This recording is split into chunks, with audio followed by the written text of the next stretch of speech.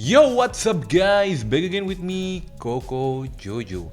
Kali ini gue bakal ngebahas sebuah keyboard yang bisa dibilang cukup budget dan juga keyboard ini sangat mudah untuk dikustomisasi. Langsung aja, ini dia Digital Aliens Mecha 6 Plus. Oke, jadi Digital Aliens atau biasa disingkat dengan nama DA itu mengeluarkan sebuah keyboard. Awalnya itu namanya keyboard Mecha 6, terus sekarang ada Mecha 6 Plus, dan Mecha 6 Plus ini dihargai dengan harga 400 ribuan. Dan untuk varian warnanya sendiri, untuk warnanya itu dia cuma ada warna hitam aja, sedangkan untuk switch-nya dia ada 3 jenis switch. Yang pertama itu Otemu Blue, Otemu Red, dan juga Otemu Brown. Kebetulan yang ada di depan gue ini adalah keyboard dengan switch Otemu Brown. Pertama-tama di sini gue bakal unboxing keyboard si Mecha 6 Plus ini. Dan bentar ya. Oke, ini kita buka dulu. Ya, dan oke. Oke, jadi ini adalah kemasannya si Mecha 6 Plus. Ini kemasannya juga dibalut hitam dengan gambar keyboardnya ada di atas serta nama keyboard ini. Oke, ini adalah boxnya. Terus di bagian belakang ada spec sheetnya. Terus di bagian depannya itu aja, ada tulisan juga nih switchnya, switch apa. Kebetulan ini adalah varian yang brown. Lalu ini kiri kanannya nggak ada apa-apa. Oke, dan di bagian bawahnya ini ada gambar kayak spesifikasi dari keyboard ini. Oke, ini langsung aja kita buka keyboardnya. Oke, jadi apa aja yang kita bakal dapetin di paket pembelian ini? Pertama-tama yang bakal kita dapetin adalah si keyboardnya itu sendiri. Terus selain itu kita juga bakal dapetin kartu garansinya dari Digital Aliens. Terus di sini juga ada kabelnya Type-C, udah braided Type-C to Type-A, nice banget. Oke, dan yang terakhir kita dapat keycap puller, switch puller, beserta satu buah switch Otemu Brown cadangan. Jadi warnanya sesuai dengan keyboard apa yang kalian beli switchnya. Oke, pertama-tama gue bakal ngebahas desain dari keyboard ini. Pertama-tama secara desain, keyboard ini menganut desain 65%, sehingga dia nggak ada row escape beserta tombol function F1 sampai dengan F12. Tombol tersebut menyatu dengan row numerik dari keyboard ini. Tapi di sini yang gue seneng, walaupun desainnya compact, dia itu dikasih sedikit jarak arrow key beserta delete, patch up, dan patch down-nya, jadi nggak terlalu gampang kepencet ketika kalian pakai desain keyboard yang agak compact seperti ini. Lalu di sini dia juga ada rotary knob. Rotary knob ini secara default itu disetting untuk setting volume up dan volume down, dan sebenarnya ketika dipencet ini juga ada function lainnya lagi. Oke, selanjutnya gue bakal ngebahas mengenai finishing dari keycapnya. Finishing dari keycapnya ini menggunakan finishing semi doff dan glossy gitu. Lalu untuk finishing bodinya ini pakai finishingnya, bahannya itu finishing bodinya doff kasar. Dan juga di bawahnya ini dia ada logo DA Gaming atau Digital Aliens Gaming. Jadi secara desain ini bisa dibilang keyboard ini cukup simple banget. Lalu hal lain yang gue suka dari keyboard ini, dia juga udah ada 4 buah rubber feet. Beserta di sini dia ada kickstand-nya tuh ada 2 sudut. Jadi ini ada yang sudut yang pertama dan di sini ada sudut yang kedua. Jadi untuk sudut dari keyboard ini sebenarnya ada 3 sudut, datar, agak miring, dan kemiringan maksimal seperti itu. Oke, lalu di sini untuk konektornya itu menggunakan Type-C, dan konektornya ini nanti ada di atas, dicolok di sini. Oke, lanjut ke bahan kabel. Kabelnya sendiri di sini Type A to Type C seperti yang udah gue bilang sebelumnya. Dan di sini bahannya tuh bahan braided, dan braidednya ini secara kualitasnya oke banget. Cuman yang agak disayangkan di kabel ini dia nggak ada kayak velcro strap buat ngejaga biar kabelnya ini nggak berantakan. Oke, lanjut ke hal lainnya dari keyboard ini. Gue juga bakal ngebahas mengenai build quality dari keyboard ini. Pertama, build quality dari keyboard ini bahannya full plastik ya. Jadi di sini kalian nggak bakal nemuin bahan aluminium ataupun bahan metal. Jadi bener-bener dia itu bahannya plastik. Dan di sini untuk kesolidan keyboardnya, ini ketika digoyang-goyangin dia juga nggak flex walaupun gue dengan full power.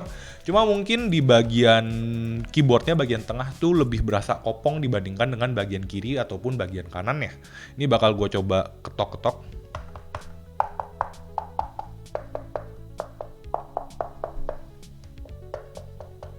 Oke, lanjut ke fitur dari keyboard ini. Yang merupakan fitur penting dari keyboard ini adalah keyboard ini hot swap. Jadi ketika misalkan kalian pengen ganti switch dari keyboard ini cukup mudah, tinggal kalian angkat aja tombolnya dan ini langsung bakal ngasih lihat switchnya. Dan di sini kebetulan karena switchnya Otemu Brown, ini warnanya iya sih Otemu Brown ya. Terus ini kita juga udah dikasih switch pullernya. Jadi nantinya tinggal kita tarik aja switchnya. Oke, jadi ini switchnya udah gue tarik dan di sini untuk hot swap-nya sendiri, keyboard ini menggunakan sistem 3 pin, jadi dia bukan yang 5 pin, sehingga kalau misalkan kalian pakai switch yang 5 pin itu nggak bisa masuk ke keyboard ini. Oke, lanjut ke fitur selanjutnya dari keyboard ini. Keyboard ini juga udah menyediakan software yang bisa dibilang cukup lengkap. Jadi ini gue bakal contohin, kasih lihat ke kalian software-nya seperti apa. Nah, nantinya ketika kalian sudah mencolokkan, otomatis RGB-nya nyala dan di dalam aplikasinya dia bakal langsung kebuka keyboard kalian. Oke, di sini dia itu ada 3 buah menu pengaturan utama, main, lighting, dan juga makro. Dan sebenarnya di sini dia bisa kalian edit sih keyboardnya di sini. Cuma kebetulan ini secara anehnya muncul 2, padahal gue cuma punya 1 Mecha 6 Plus. Ini gue delete aja 1. Oke. Nah, udah ini udah gue delete.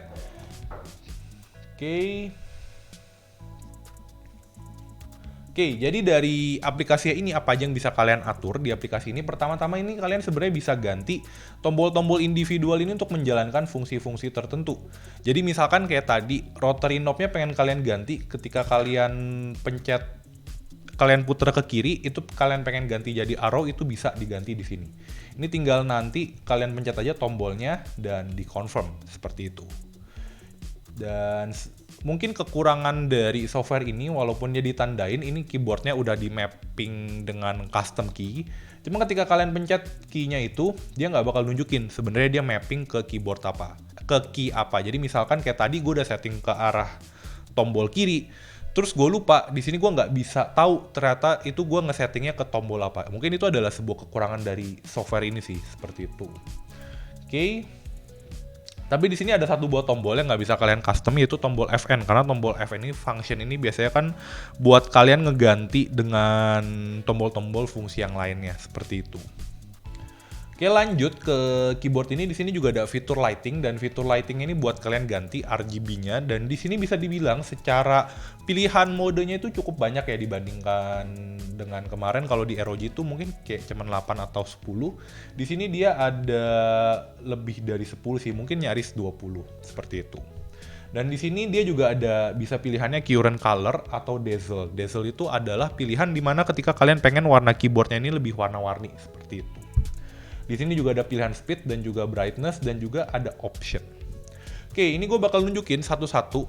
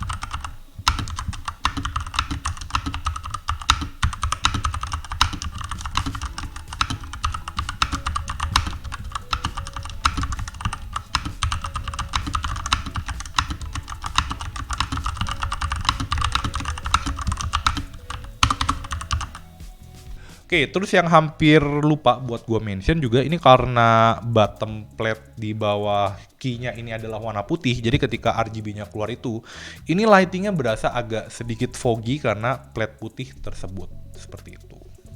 Oke, in conclusion pendapat gue mengenai keyboard ini, kalau misalkan kalian cari sebuah keyboard yang ukurannya cukup compact buat di meja kalian, keyboard ini merupakan salah satu pilihan yang cukup menarik. Terlebih kalau misalkan one day pengen kalian customisasi, keyboard ini bisa banget. Cuma mungkin kekurangannya adalah customisasinya hanya support sampai dengan switch yang 3-pin aja, seperti itu.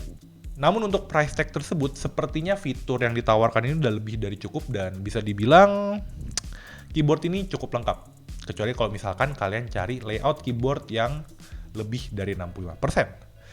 Oke, itu aja review gua mengenai keyboard Mecha 6 Plus ini. Gimana pendapat kalian mengenai keyboard Mecha 6 Plus ini? Langsung aja kalian tulis di kolom komentar di bawah. Dan jangan lupa juga untuk dukung Koko Jojo. Caranya gimana? Dengan klik tombol like dan klik tombol subscribe-nya. Oke, last but not least, see you on the next video. Bye-bye.